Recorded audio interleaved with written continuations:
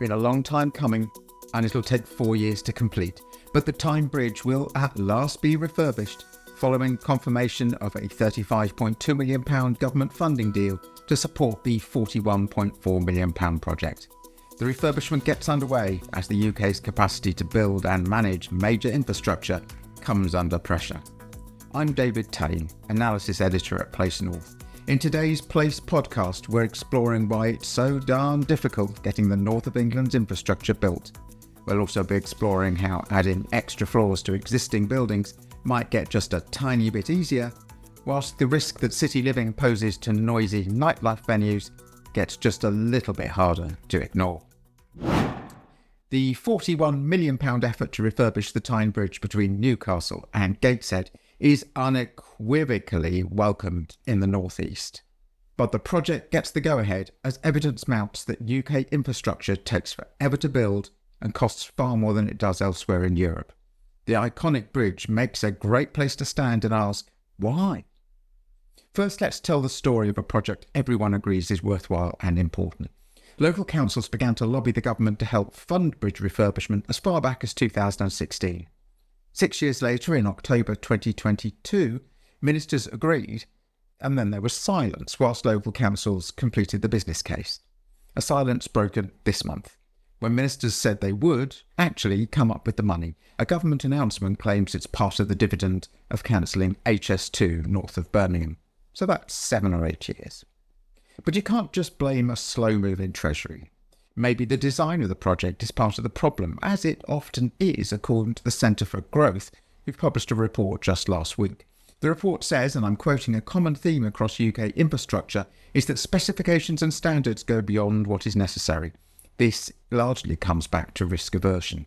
They say HS2 fell into this trap, but they also point to a second problem which they call incorrect valuation.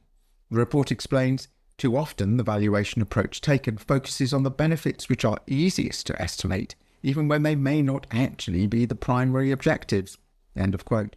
The report confesses that yes, gold-plating environmental standards does incur very real costs, but adds that isn't the whole story.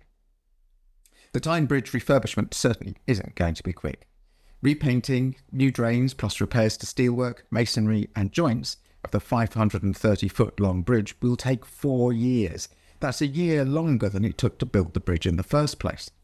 Some preliminary work has already been done, but Esch Construction have yet to come up with a timetable, so the clock isn't properly ticking. Also note that the Centre for Growth calculate that 69% of UK road projects overrun their timetable. The aim is to complete the Tyne Bridge refurbishment by the centenary in 2028. There are also environmental issues to complicate matters. There's the nesting kittiwakes on the bridge, and special hotels will have to be built for them in the scaffolding. There's also an intervention from the UK's Maritime Management Organisation, which has agreed to allow the refurbishment, but only on the condition that no direct lights will shine on the water. This is in case it affects fish behaviour. Now, I asked the Maritime Management Organisation if that meant limited night work, thinking that night work might have reduced congestion issues and speeded the project up, and was told there were no conditions on start and finish times. Newcastle City Council added that the lane closures on the bridge will be 24 hours a day and last for much of the 4 years, so night working wouldn't make much difference to the speed of the project. So there we are. We can't blame fish for years of traffic jams. However, the longer the job, the more nuisance and cost it causes to the local economy. During bridge works, capacity on the bridge will halve from the current figure of 70,000 vehicles a day.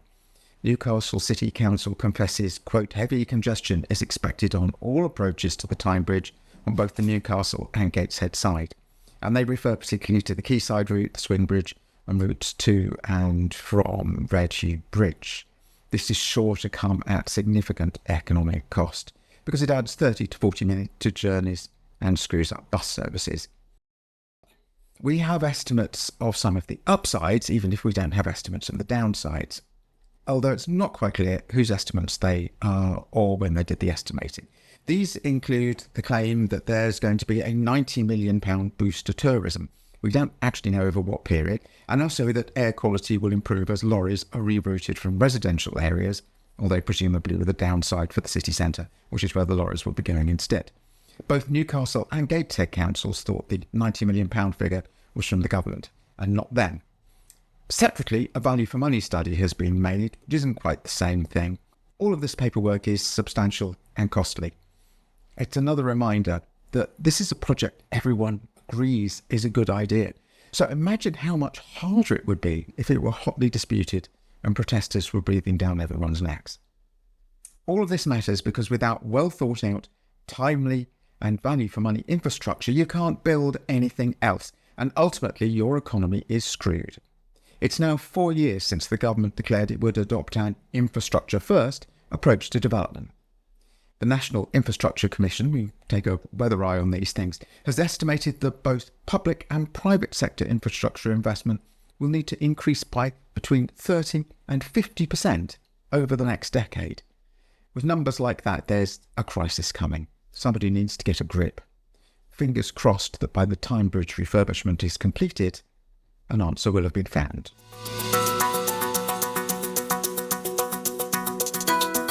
Your weekly rundown of what's going up and what's heading the other way in the Place North elevator. Doors closing, going down.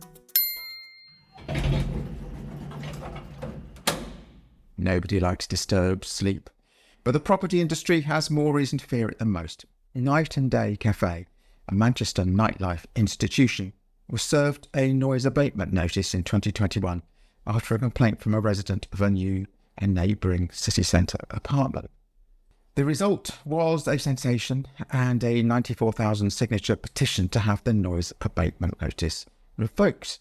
Supporters included Manchester pop luminary Johnny Marr and just about everybody else you've ever heard of. With the resident now moved out and no further complaints, it was hoped the matter was over. But Manchester City Council decided to fight on, insisting the residents' right to enjoy their home was worth fighting for. A final court decision is due any day. Night and Day survived a similar crisis in 2014. So there's a chance. But this kind of case shouldn't be happening, because in 2018 the rules were changed to prevent the rise in city living from squeezing out noisy city nightlife. An agent of change principle was introduced into the National Planning Policy Framework, which meant it was the developer of the new apartments who had to do the installation work, not the existing music venue that had to surrender. There are understood to be planning conditions in place in the Night and Day case. Lawyers have been saying for a while that in practice the 2018 change isn't very helpful because the planning conditions which require acoustic insulation aren't very well enforced. Bidwell's the law firm said the rule has no meaningful effect. The government recently tried to close the gap between planning law and licensing law by making the agent of change principle something that also had to be taken into account under the Licensing Act. But the Night and Day case makes that look shaky. The city living noise controversy is proving hard to quieten. Residential developers and music venues will both have sleepless nights as a result. Thinking of converting an office block into apartments? Hoping to stick a few more floors on top? Well, the government has your back.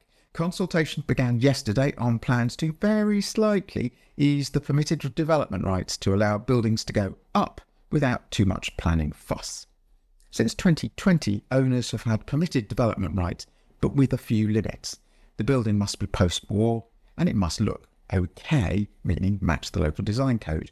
The government are thinking of relaxing both of those constraints to allow buildings after 1930, maybe, and to simplify approval on design, maybe. It's hard to see these changes making much difference. After all, if the maths work, developers will go ahead, and if it doesn't, they won't.